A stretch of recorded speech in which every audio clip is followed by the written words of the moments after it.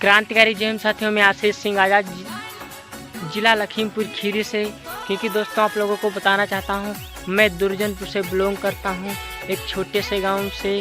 क्योंकि दोस्तों जिला लखीमपुर खीरी के छोटे से गांव में ये हमारा अंबेडकर पार्क बना हुआ है दोस्तों। क्योंकि अभी कुछ समस्याओं के कारण हमारे दुर्जनपुर में ये अंबेडकर पार्क नहीं बन पाया, तो दोस्तों आगे चल के ये बनेगा। तो दोस्तों आप लोगों को बताना चाहते हैं, क्योंकि बाबा साहब ने वो काम करके गए हैं जो किसी ने नहीं काम किया है। अगर हमारी और तुम्हारी सब लोगों की अगर बहन बेटी सुरक्षित हैं तो इस भारतीय संविधान के लिए सुरक्षित हैं। क्योंकि अगर बाबा साहब ने संविधान नहीं लिखा होता तो किसी की बहन बेटी नहीं सुरक्षित होती, वो किसी भी जात की हो। लोग कहते हैं, जैसे कहते हैं मैं ऊंची जात का हूँ। ऊंची जात का कौन है? अगर आप किसी का भी खून काटोगे तो एक ही तरह का निकलेगा। क्योंकि यहाँ पर सभी मानव है। जात उसकी बताई जाती है जैसे भेड़ बकरियों की, उनकी जात होती है। क्योंकि हम लोगों की जात नहीं है दोस्तों। और अगर बाबा साहब इस दुनिया पर नहीं आए होते तो हमारे गले में हंडी और कमर में झाड़ू होती। तो दोस्तों वीडियो को ज़्यादा से ज़्यादा लाइक करें और शेयर करना ना भूलें। क्रांतिकारी जय हिंद साथियों, तो मैं आप लोगों को बताना चाहता हूं कि शिवानी कुमारी जी पहुंची है बिग बॉस में। क्योंकि बहुत ही खुशी की बात है। क्योंकि आप लोग वीडियो को तो देखा ही है कि शिवानी कुमारी खुशी के आंसू किस तरह से रो रही हैं। क्योंकि खुशी उनको हो रही है कि मैं इस तरह पहुंचा हूं। लोग कहते हैं देहात के लड़के क्या कर पाएंगे। क्योंकि मेरे गांव के भी लोग मुझे कहते हैं कि आप क्या कर पाओगे। क्योंकि दोस्तों ये नहीं पता कि किस समय क्या हो जाए। क्योंकि देहात के लड़के बहुत कुछ कर सकते हैं और देहात की लड़कियां भी। क्योंकि दोस्तों संघर्ष करो, जब संघर्ष करोगे तो आगे तरक्की पर ज़रूर पहुंचोगे, मंजिल को ज़रूर पाओगे। जितना भी संघर्ष करोगे उतनी भी मंजिल की ओर बढ़ोगे। क्योंकि आप लोगों को बताना चाहते हैं, अंबेडकर साहब जो बाबा साहब हमारे हैं, तो आप लोगों ने देखा कितना संघर्ष किया, तब हम और आपको आज़ादी दिलाकर गए। अगर भारतीय संविधान लिखा है तो उसमें कितना संघर्ष किया है, बहुत ही संघर्ष किया है। पता नहीं चीन, जापान, श्रीलंका, भूटान कहाँ कहाँ बाबा साहब गए हम और आप लोगों के लिए। तो दोस्तों ये संघर्ष होता है, जितना भी संघर्ष करोगे उतने ही सफलता मिलेगी। इसीलिए शिवानी कुमारी ने कितना संघर्ष किया तब वहाँ तक पहुँच पाई। दोस्तों वीडियो को पूरा देखिए। जब भी बाबा साहब की दुख भरी दास्तान और किताबें पढ़ता है तो लोगों की आंखों से आंसू निकल आते हैं। क्योंकि ये वो महापुरुष हैं जिन्होंने चार बच्चे कुर्बान कर दिए, चार बच्चे कुर्बान कर दिए। बेटू इंदू के लिए इन्होंने इलाज नहीं करा पाए। क्योंकि पैसों के कारण, हम और आप लोगों के कारण, अगर वो पैसे वहाँ पर लगाते तो अपनी पढ़ाई नहीं कर पाते। दोस्तों बहुजन समाज लोगों को आज नहीं सूझ रहा है। क्योंकि वो अंधविश्वास की ओर भाग रहे हैं। बहुजन समाज पूरा अंधविश्वास की ओर भाग रहा है। SC ST OBC के लिए बाबा साहब ने पता नहीं कितना संघर्ष किया। SC ST OBC वालों के लिए पता नहीं कितना संघर्ष किया बाबा साहब ने। लेकिन SC ST OBC वालों की आज आंखें नहीं खुल रही हैं।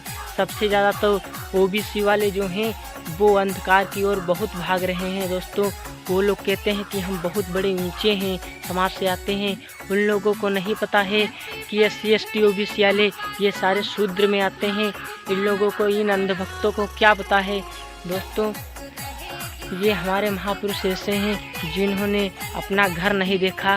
क्योंकि हम सारे बहुजन समाज के लिए 85 बहुजन समाज के लिए। क्योंकि दोस्तों ये चाहते, अगर तो दोस्तों आप लोगों को बताना चाह रहे थे कि अगर बाबा साहब चाहते तो बहुत अच्छा बिजनेस करते, बहुत अच्छे ऐशो आराम से ज़िंदगी बिताते।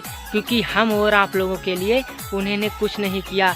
अगर चाहते तो पैसों पर सोते वो बाबा साहब। इतना पढ़े लिखे थे।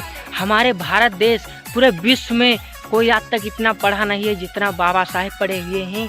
इतना कोई माइंडेड हो ही नहीं सकता। क्योंकि जितना बाबा साहेब पढ़े हुए थे, क्योंकि लोग उंगली उठाते हैं, ये मनुवादी जो हैं, ये साले मनुवादी उंगली उठाते हैं कि बाबा साहेब क्या करके गए हैं। अरे साले मनुवादी, तुम्हारे में कोई माई का लाल है जो बाबा साहेब के इतना पढ़कर दिखाए? तुम्हारे में कोई इतना माई का लाल नहीं हुआ जो बाबा साहेब की तरह पढ़कर दिखाए। क्योंकि आज कोई भी 32 डिग्री हासिल नहीं कर पाया है, क्योंकि बाबा साहब के पास इतना माइंडेड था जो भारत का संविधान बना कर गए हैं। लोग कहते हैं सरकार बनी है, अरे सरकार किसी की भी बने, सरकार किसी की भी बने, लेकिन दोस्तों देश चलेगा भारत के संविधान से ही। देश तो भारत के संविधान से ही चलेगा। सरकार किसी की भी बने और बाबा साहेब के चरणों में शीश जरूर झुकाते हैं। क्योंकि अभी जब मोदी जी प्रधानमंत्री की शपथ ले रहे थे तो संविधान को कहा था हटा देंगे, चेंज कर देंगे, और वही बाबा साहेब के चरणों में झुके, फिर झुके। जय भीम, नवोदय, जय सत। तो दोस्तों आप लोगों को बताना चाह रहे थे कि अगर बाबा साहेब चाहते तो बहुत अच्छा बिजनेस करते, बहुत अच्छे ऐशो आराम से ज़िंदगी बिताते, क्योंकि हम और आप लोगों के लिए उन्होंने कुछ नहीं किया। अगर चाहते तो पैसों पर सोते वो बाबा साहेब, इतना पढ़े लिखे थे। हमारे भारत देश, पूरे विश्व में कोई आज तक इतना पढ़ा नहीं है जितना बाबा साहेब पढ़े हुए हैं। इतना कोई माइंडेड हो ही नहीं सकता, क्योंकि जितना बाबा साहेब पढ़े हुए थे।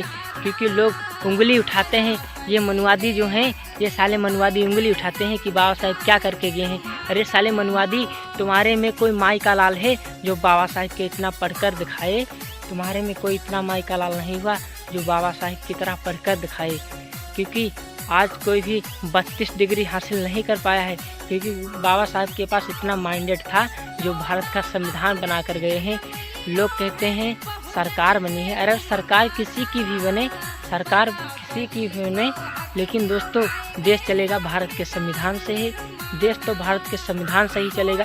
सरकार किसी की भी बने और बाबा साहेब के चरणों में शीश जरूर झुकाते हैं। क्योंकि अभी जब मोदी जी प्रधानमंत्री की शपथ ले रहे थे तो संविधान को कहा था हटा देंगे, चेंज कर देंगे, और वही बाबा साहेब के चरणों में झुके, फिर झुके। जय भीम, नवोदय, जय सत। क्रांतिकारी जय हिंद साथियों। दोस्तों आप लोग जानते होंगे क्योंकि चंद्रशेखर भैया की एंट्री संसद भवन में हो चुकी है। और दोस्तों चंद्रशेखर भैया जैसे ही पहुंचते हैं उसी तरह से जब नाम पुकारा जाता है तो जय भीम के नारे गूंजते हैं संसद भवन के अंदर। क्योंकि अभी किसी ने जय भीम के नारे नहीं लगाए, चंद्रशेखर भैया ने जय भीम के नारे लगाए संसद भवन के अंदर। बहुत अपने अंदाज में बहुत धुआंधार भाषण दिया। जय हिंद दोस्तों। तो आप लोगों ने वीडियो को देखा कि संसद भवन में किस तरह से जय भीम के नारे गूंजे। क्योंकि ये भीम आर्मी का पावर है। भीम आर्मी जहाँ जाती है वहाँ चक्का जाम करके आती है दोस्तों। क्योंकि भीम आर्मी के इतना किसी का पावर नहीं है। ये नीला गमछे वालों का शान है, काली मूँछों वाली की शान है। जय भीम दोस्तों।